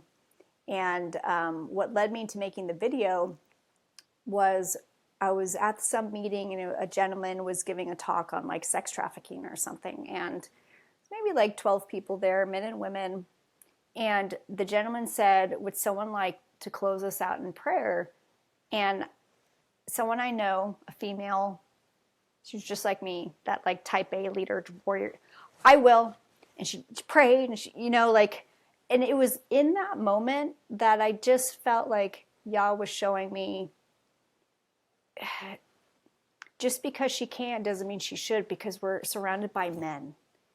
And when women are constantly jumping in to do something because they can or because they're good at something, it doesn't mean they should. So in that moment, I talked to my husband about it. I'm like, whenever we're in a co-ed Bible study or co-ed group or anything, if like someone needs to pray or whatever, like I'm keeping my mouth shut and I'm going to tell the leader of the Bible study, don't call on me to pray if there's men in the room, because I want our men to be taking that leadership role and that initiative to lead and pray over the group. So that was like a little micro example of just things Yah was teaching me. So it led me to make this video. Even the title isn't ideal, but like it was like making men into warriors by being better women. I changed the title today, but like anyway, the premise of the video was really good because it's just talking to women saying, hey, just because you're good at something, just because you have leadership abilities, does not mean you should be leading everything. And just because you are good at speaking up, like for instance, like we go to a school board meeting, I have more writing skills, maybe better than my husband. I have that gift of just conveying information in an easy, understandable way. And so I'll be the one at the school board meeting speaking. Whereas like after that video and everything, it's like, no, my husband will speak for us. It doesn't matter if I'm better at it. He's my husband and he's the man. He's the authority over my household and he will speak for our household. And I think that if more women would just step back and let their husbands or the men in their life lead and take those roles and let them fail at it, without being upset about it. Like, because look, women for so long have been taking the initiative to volunteer and lead and do all these things that we basically trained the men in our society that they don't have to. So then women go and they turn over here and they say, why aren't all the men stepping up? Like, why are all the women doing this? Well, it's like, yeah, well, because you won't stop. You won't get out of the way and let them do it. Or if they do it and they don't do it how you want them to do it, then you berate them and you nag at them or yell at them, or like, you know, even if you do it nicely, it's just like, you have to just be prepared to let men in your life fail and not do things perfectly so they can learn how to take that leadership role back, basically. And I think that inherently will help women de-stress a little and not take on so much, and let the men run for the school board. Let the men, you know, do this. Let the men show up and let the men lead the prayer. Let the men lead the co-ed Bible study. Like, you don't need to be doing that and teaching that. I remember we were in a Bible study years ago, and like, we're like, oh, what should we study next? And someone said to one of the women in it, like, oh, maybe you could teach us, da, da, da. And I was literally like, because I was already, we weren't even Torah Observant yet, but I was already just learning this authority structure. And I was like, I am not going to that Bible study if a woman's teaching it. I am not letting a woman to teach my husband on these things. You know, it just like, and I didn't really even know all the scriptures yet. I just knew like inherently that wasn't right. So, and in doing that, have you noticed, what, as you've begun to apply this, any benefit from it?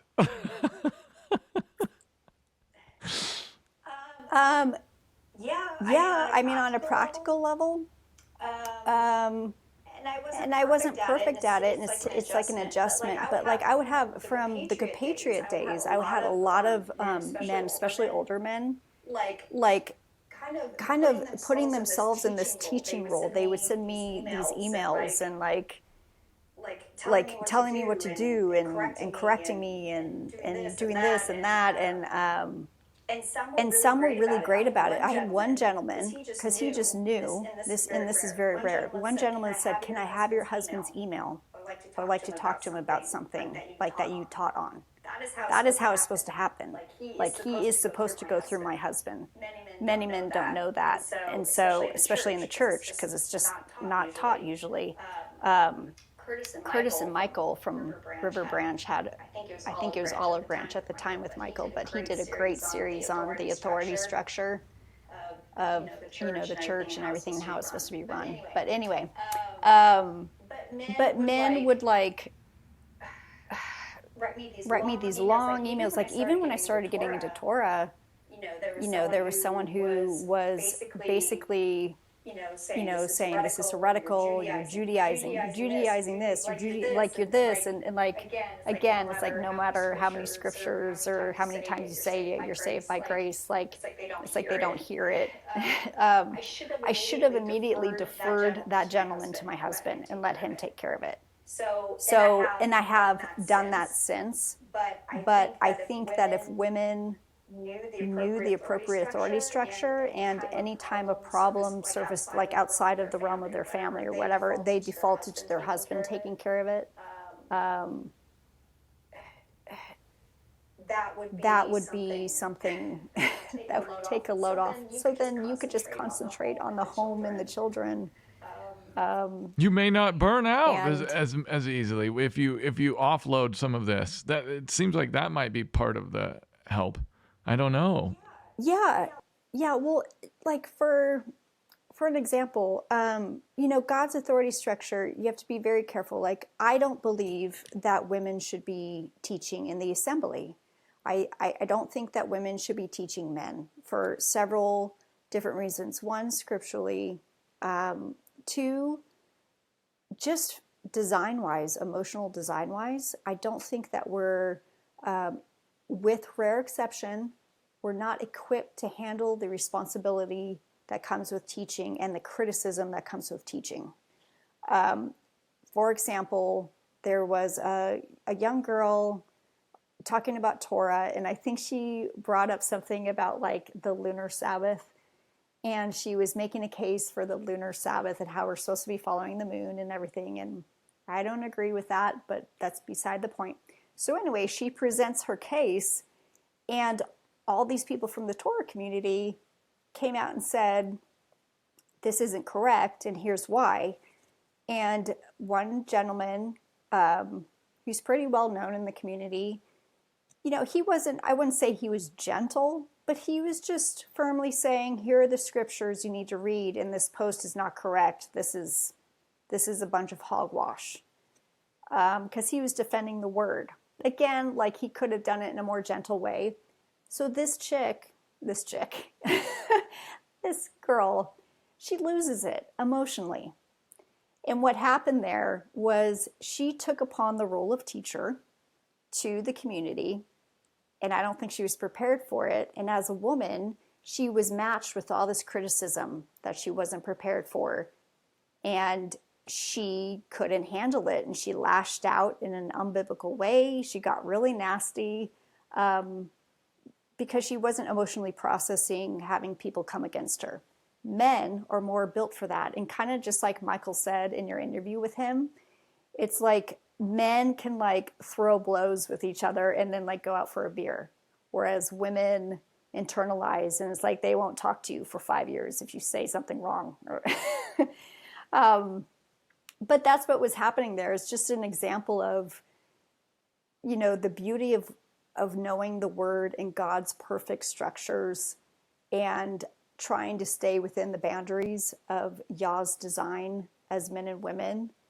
That is going to be so protective against the emotional load. Because, like we've said, like there's so much already coming from the world emotionally loading on things to us. Like if we just follow Yah's ways, that will take so much burden off of us, and we're all learning. I'm still learning. And isn't it, sorry, I don't want to interrupt, but isn't it so funny that as we follow after him with all our heart, soul, and might, and as we put him as our North Star, if you will, he just reveals all this stuff to us. He leads us into all truth. And the truth that we didn't have, like this authority structure, the proper authority structure that we somehow lost in mainstream Christendom and the country and every other way, it's put back together for us. And we didn't realize that by acting outside of this hierarchy, this proper hierarchy, we actually have been hurting ourselves for all these years and in all these ways. But we would never get to that point. There's no way that any of us would ever say, oh yeah, it's definitely I'm acting outside of like the authority structure. That's the problem here. No, it's because he's leading us into all truth bit by bit. And I think that's what's so cool about seeing the patterns of what people discover when they come into Torah. The patterns of they're discovering how, I don't know, organic eating, homesteading, authority structure, like man and women roles, all of these things, they came into the Torah at different levels on all those different spectrums. And then they piece it together and they all start to arrive at a similar locations or having similar priorities shifting. So I just noticed that. I think it's really cool. And then I have two other questions for you. One is, what would you say to a woman who, I guess, is very good at like communication or teaching or something like this, and she has been doing it either online or otherwise? How would you guide her? What advice would you have for her? I guess we'll start with that, and then I'll go to the next one. Okay. I don't know. I almost feel like I'm not equipped. I'm still on that that road to finding exactly what that looks like according to God's structure. Because when I started talking about faith on the Good Patriot channel, I actually checked in with a teacher that I respected who knew all the Hebrew and everything. And I said, because I had men, again, emailing me, coming against me, not in a nice way, saying, Paul says you need to keep silent. You need to keep your mouth shut. You've got no right to talk about anything faith-wise, blah, blah, blah. And I was like, well, it's not the assembly. It's just a YouTube channel, and you don't have to watch it if you have a problem with it. And but they just didn't come about it in the right way.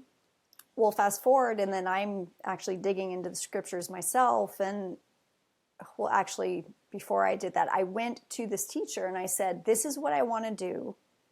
Am I right scripturally? Am I following Torah in the Bible? Like, am I out of line here as a woman if I want to make videos about faith? And he basically said, no, you're good. You know, that meant something else or whatever. But I didn't really like research it myself. So fast forward.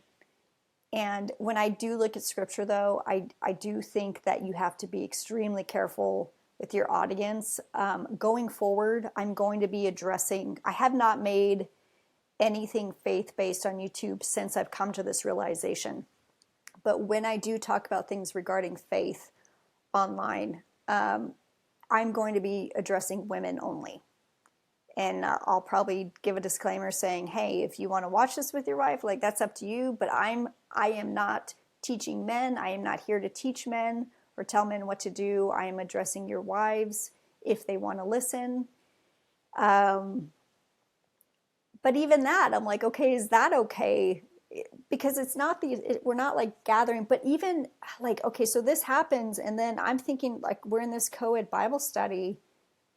Am I allowed to offer my knowledge in that Bible study? Like, in that where it's like, well, on the surface of scripture, like, it just seems like maybe not. I don't know, but it's so foreign. Like, how could I be in a co-ed Bible study and like if I know something, like, I'm not allowed to say it? Or am I, or do I talk to Rick, my husband, beforehand?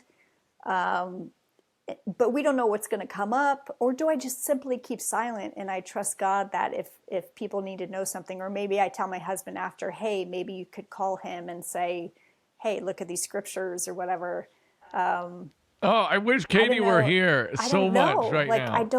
I don't know, but I would actually like someone smarter than me to address the specific question of, if men and women are in a co-ed assembly, a Bible study,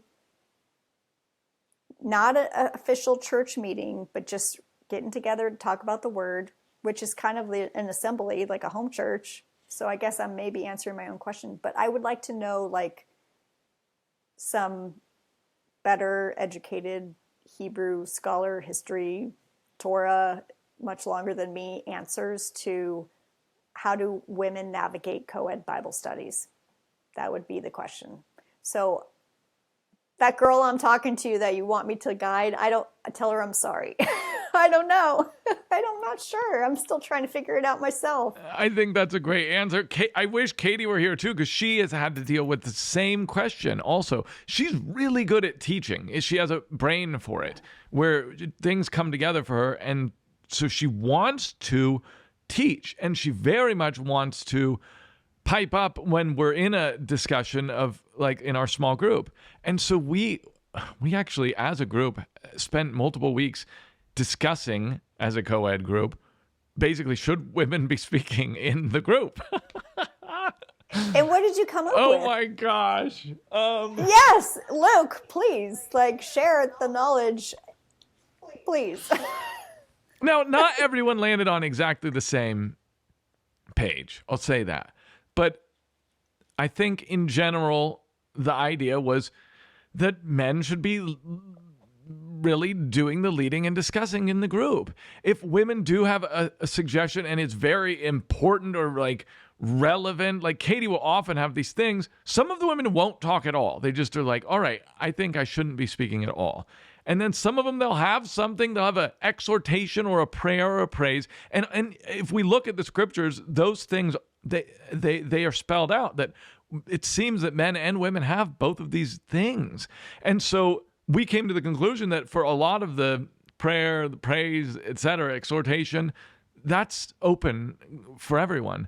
And it seems like for teaching, that seemed to be regulated to men. And so that's kind of like how we went about, and since it is a small group, it's kind of group discussion, we also, that man who ends up leading the discussion isn't really just doing hey, this is me dictating X, Y, and Z the whole time. This is me walking through the scripture with you, leading it, and other people will pipe up. So that's kind of where we've landed now. It's, still dynamic to an extent, but yeah, that is where we've landed. I like that. That sounds right to me. I mean, I think there's just a little bit of my flesh left over in that area fighting. Like, there's got to be some loophole where I can, because remember, I went from like being so outspoken, I was almost kicked out of a Bible study, to, which was wrong, to, I literally think I should be silent. And I'm like, but there's got to be a happy medium. But I don't think there is. But I'm also not in a Torah-based group. And I think this one co-ed group, I think some people would just not handle it well, that's fine. We don't either have to be in that group, or I don't really care what they think of it, because I serve Yah.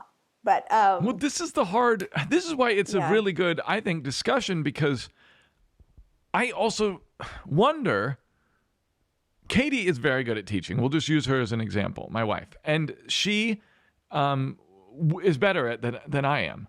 So if you look at it if you start thinking through this and you're like, well, the group will be missing something if Katie is unable to teach. You know what I mean? And it exactly like you were saying, letting the men fail seems like something that's important. Letting the men slouch toward Jerusalem, to use the phrase, like try and figure out their way and piece it together. And as you said, they're maybe doing it for the first time because they've been like, whatever, I'm doing the work. I'm working during the week. I don't need to be dealing with this stuff. The ladies are doing a fine job. I don't know. Maybe it's because the society that we've been baked into has that's because that was my next question. Sorry, I'm not even making any complete sentences anymore, but my next question was, how did we arrive here as a culture, as a Christian culture and as a society? How did we arrive to a point where we totally lost the hierarchical authority structure and we bristle at the idea of implementing it again? Feminazis. Now, well, obviously feminism is like the surface level, low hanging fruit answer. Teaching women you could do everything a man can do, which no, you can't. And likewise, they can't do everything we can do. That's why God made us to come together and be a perfect unit. But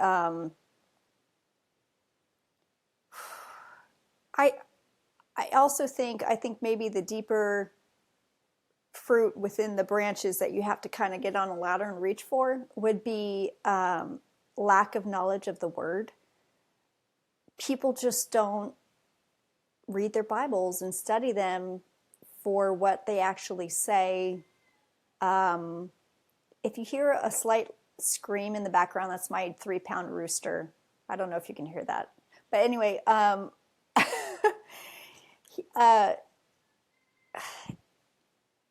it's like we know it's spiritual blindness, it's bias, it's people reading the word through the filter of what they've been told it says instead of just reading it for what it actually says. It's not wanting to know, and that creates a bias. It's fear. It's women fearing that, like, if I surrender to my husband, then what if we lose money, or what if we do this, or what if he embarrasses me? Whereas that is just like, you need to die to yourself and honor your husband and let him fail. And don't ever correct him publicly. I learned that earlier in my marriage. There's several arguments. But I think the deeper answer is just knowing the word, and like, when you're in the word, you're going to learn these things. God's going to show you. If you have an open heart to learn, he will show you. If his spirit wants you to know, like, he could temporarily blind people and everything. We know that. But like, I think there's like a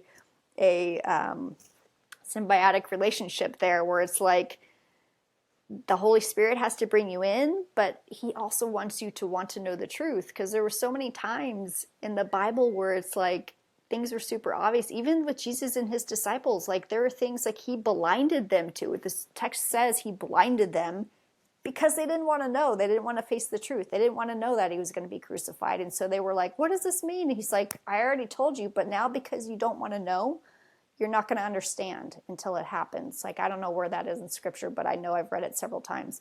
I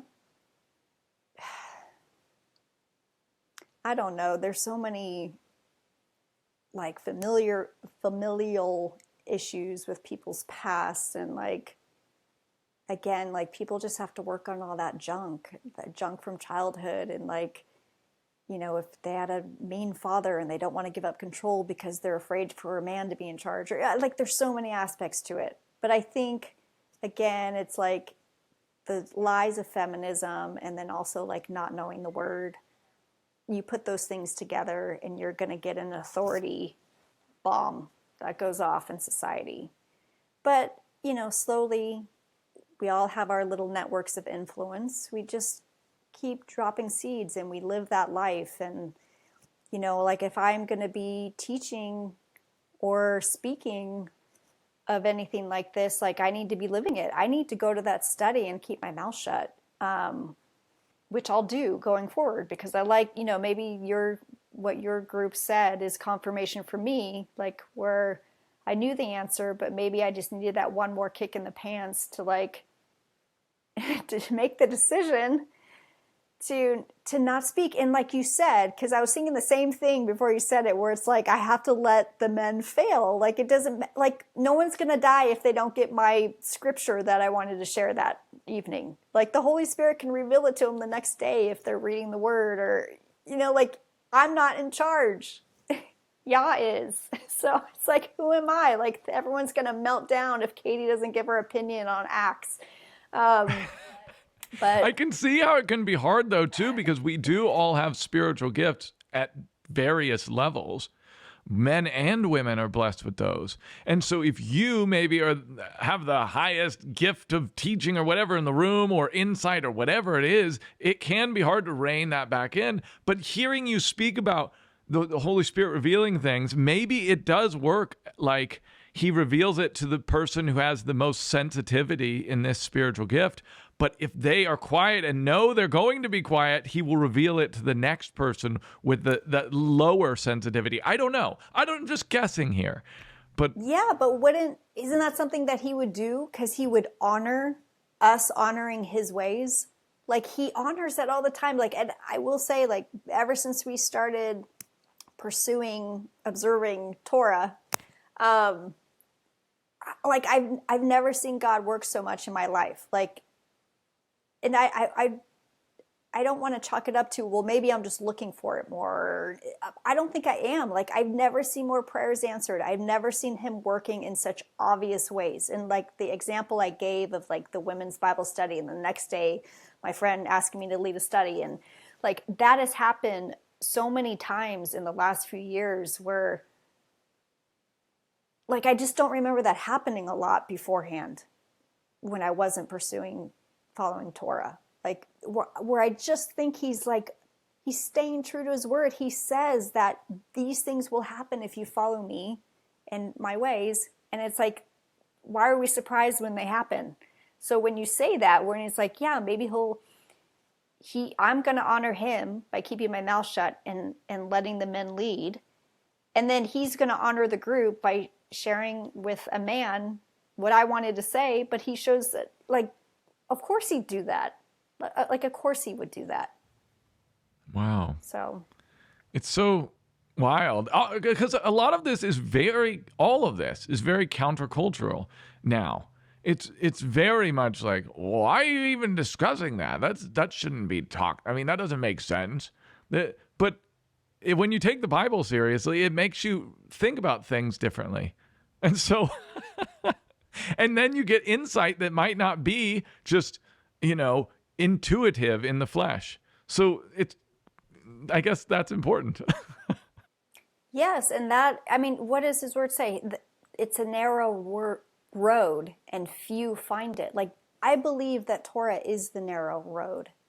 And I believe, like, I don't know, like John the Baptist in Luke 1, like, it's describing him and how he's coming to turn the disobedient back to righteousness and to prepare people for the Lord. And if, we studied eschatology a lot. Like, I tend to think that he's going to return soon, and I hope he does.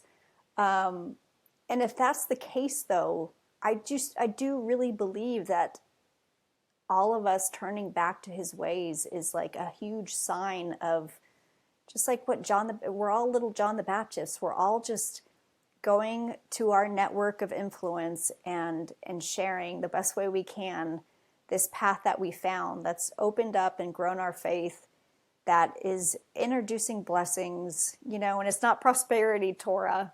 I want to be careful when I say that, but it's true. Like, I do see him working so much more and answering so many more prayers, but his word says that he'll do that when we follow him. So I don't know. I believe that this movement is growing because, one, people are hungry. They know something is missing. And when they find it, I mean, at least for us, that was the missing piece. That was like the steak, the meat that we have been missing for years, that we were so hungry for. And sorry, an ant bit me. We have ants. Oh no, I'm sorry. I was distracted. Now I'm totally thrown off course. Satan, I rebuke you, Satan. Good job. But yeah, the narrow path, like, I believe it's Torah, because it is true. It's like, it just seems like we had a friend who basically, he reached out and he's like, are you guys still going to that little church? I'm like, no, but here, call Rick, and he says he'll talk to you about it if you want to talk about it. So Rick talks to our friend, and he tells him, because he's just like, I just feel like something's missing from all the churches around us. And Rick's like, we know what it is. We found it. And check out, we send them some videos from 119 Ministries. Never heard a thing, because some people aren't ready. Like, they have that in their spirit, like they're missing something in their faith. But on the surface level, they see the no pork and the Sabbath and everything, and they're like, They're like, it's not that. It's something's missing. It's not but it's that. not I meant like some sort of, I don't know. Just, yeah. But when few find it, I think it's because so many people are just not willing to truly, like, live out the life that's described in the New Testament. They're just clinging to some verses of blessing, or You know what's so funny, know. Katie? What's so funny to me is that with the lifestyle changes that we make coming into Torah are few. I mean, for all intents and purposes, like the overt lifestyle changes of we wearing tassels, we're not eating pork and shellfish, we're doing Saturday instead of Sunday, and instead of Christmas and Easter, we're doing the biblical feast. Okay, so it's a few lifestyle changes, but when we do those things, along with them, weirdly or somehow come all of these other things, like reassessing authority structure, like all of this stuff that may not even be directly linked to stuff in the Torah. Maybe it's more talked about in New Testament, but somehow these rocks are uncovered when we first do these few lifestyle changes, and then it's like the whole world just flips upside down, and you couldn't even go through it and say, oh well, it's this, it's this, it's this, it's this, it's this, and this, but it is. Yeah, and maybe he's just giving us some grace by, like, easing us into, because if someone came up to you and says, hey, you can no longer eat bacon wrapped shrimp, you can't do anything on Saturday, your wife you need to submit all authority to your husband, you're not allowed to talk in your Bible study anymore, like if that would be overwhelming, and but he knows each one of us individually and what we're ready for. And that's why everyone comes into it at different times. Like, when people have been in this for like 30 years, I'm like envious in a way, but I know I wasn't ready for it anyway. and Yah knew that, and he knew the perfect time for me to come into the knowledge. And I think he just honored that I had a heart that was hungry for it, and I was in his word. And then it was just like I couldn't unsee it. And now it's everywhere from Genesis to Revelation. It's like literally Torah's just everywhere.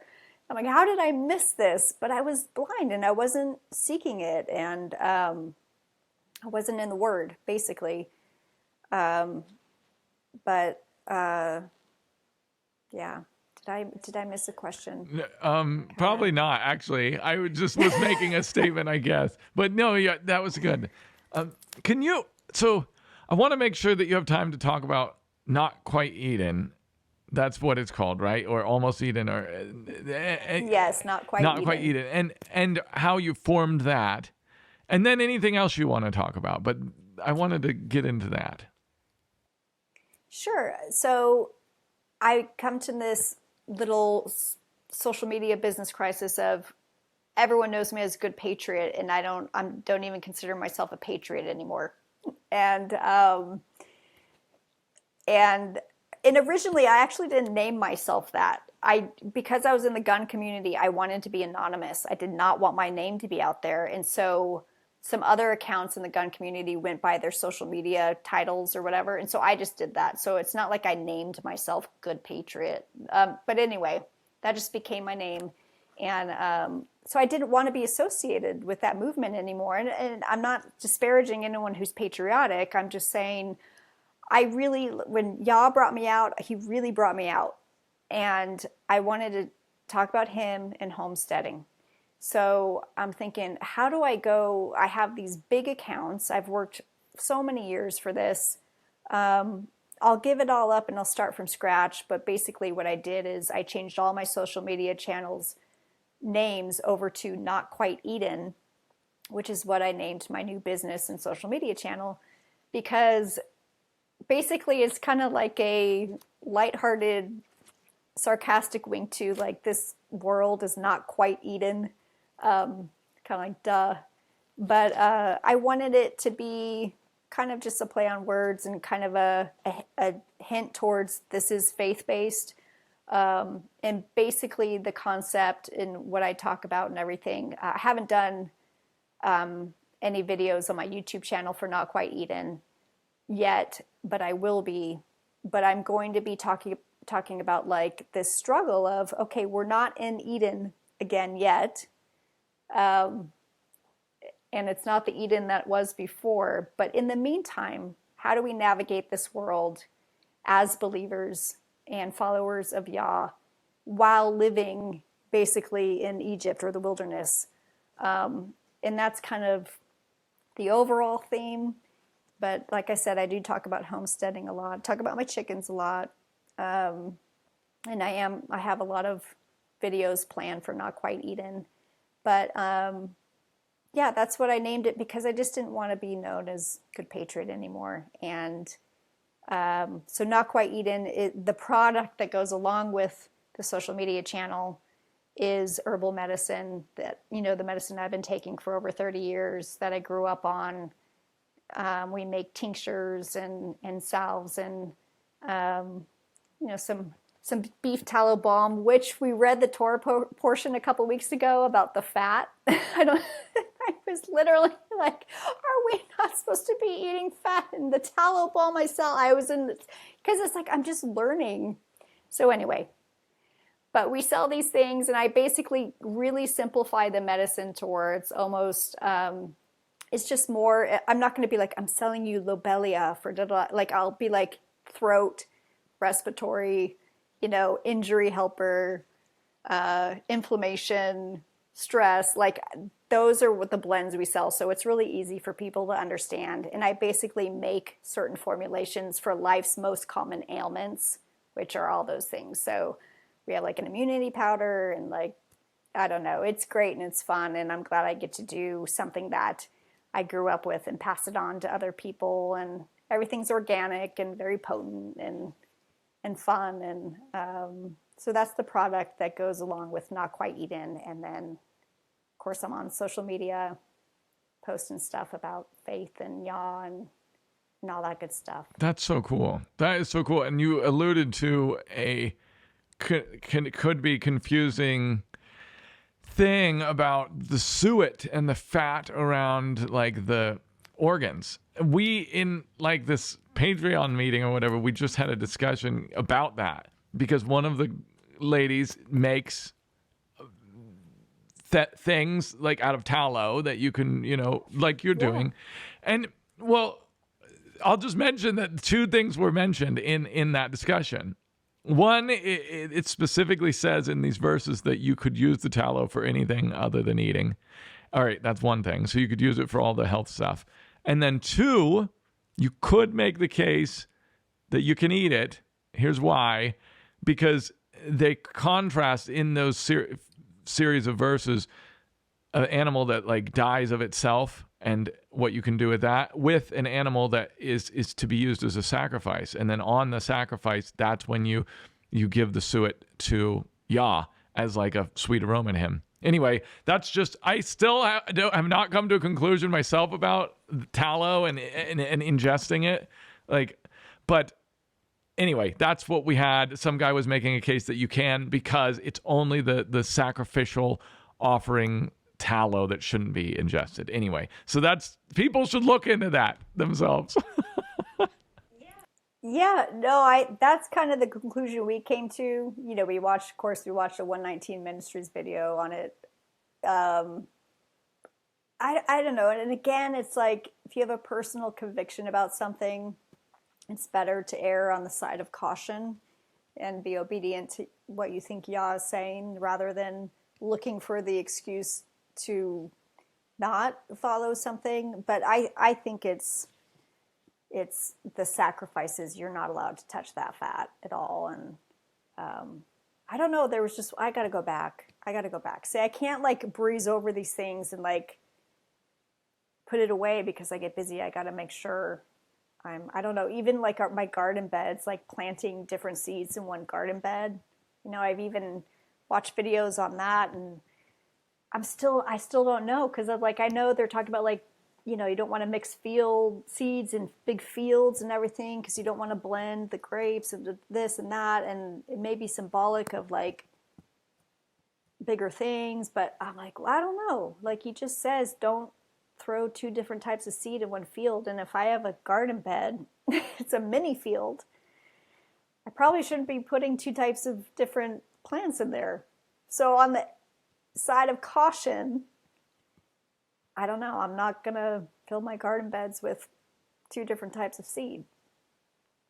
I don't know. I talked about that on a guy's podcast my husband and I did. He's got a little channel, but he does like food forests, and like if you do food forests, that like completely goes against the like setup of a food forest, because everything is like, I don't know, in this one area. And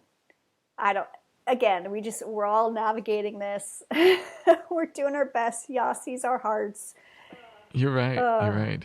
But it's just a journey. A journey. You're right. And I think part of exploring the topics and studying them out and being like, well, can I? I think who are you thinking about when you're asking these questions? You're thinking about Yah and what he wants of you. And I think that's what he wants. I know that's what he wants. So that's good. I say people will land on different answers to all the questions, but I think the fact that they're researching them is a big deal. Yeah. Now, sure. Is there anything that I haven't asked you? Is there anything that we need to talk about that I have forgotten to cover that you would like to discuss?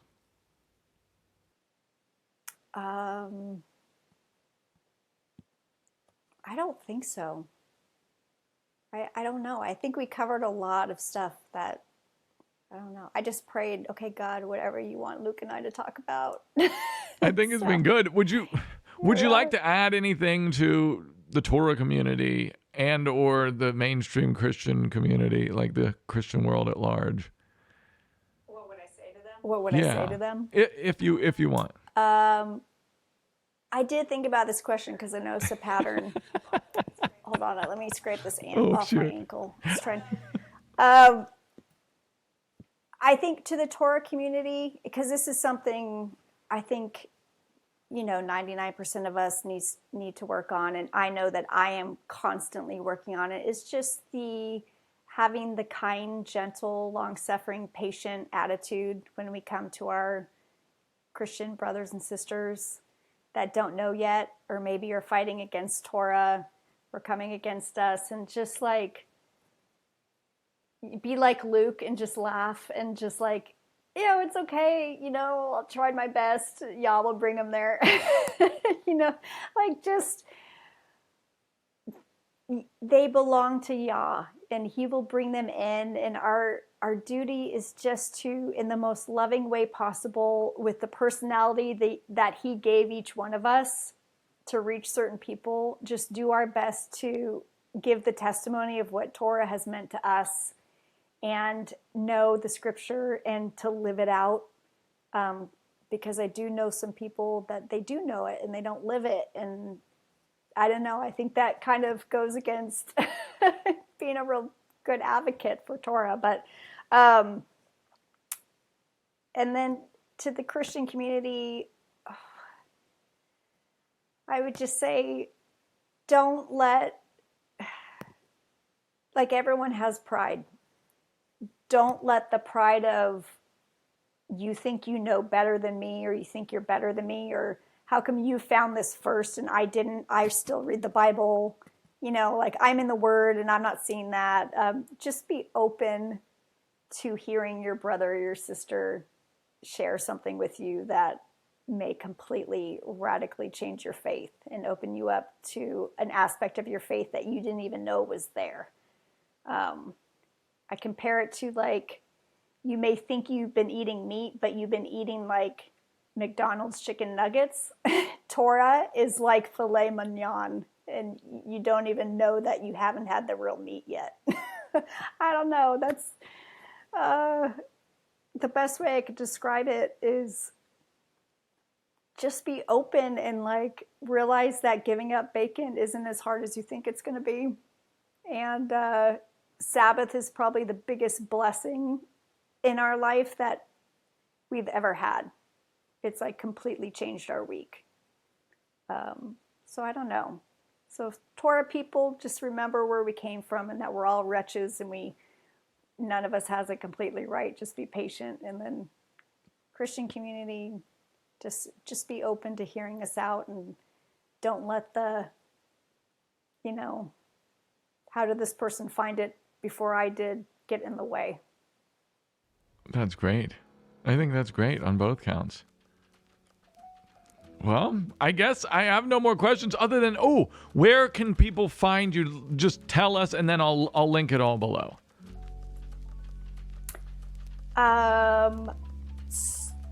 Okay, so YouTube, you can go to Good Patriot. I'll still be posting some stuff there, and follow me there. Or you can go to Not Quite Eden, which doesn't have anything there, but we'll have some stuff there.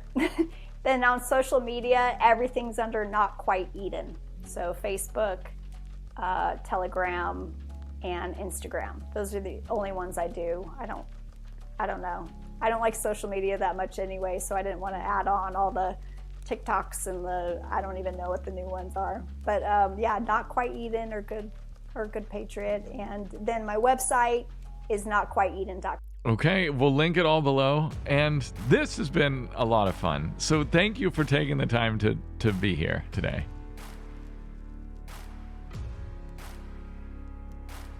Thank you so much for watching the Life Podcast.